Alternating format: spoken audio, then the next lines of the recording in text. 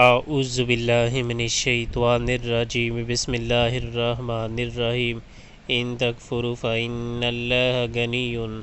عنکم ولا یرضی لعبادہ الکفر وإن تشکروا یرضہ لکم ولا تزر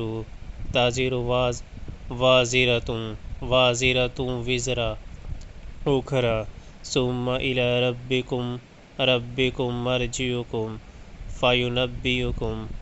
فینبئکم بما کنتم تعملون انہ علیم بذات الصدور۔ اگر تم کفر کرو تو اللہ تم سے بے نیاز ہے، لیکن وہ اپنے بندوں کے لیے کفر کو پسند نہیں کرتا، اور اگر تم شکر کرو تو اسے وہ تمہارے لیے پسند کرتا ہے۔ کوئی بوجھ اٹھانے والا کسی دوسرے کا بوجھ نہ اٹھائے گا، آخر کار تم سب کو اپنے رب کی طرف پلٹنا ہے، پھر وہ تمہیں بتا دے گا کہ تم کیا کرتے رہے ہو، وہ تو دلوں کا حال تک جانتا ہے۔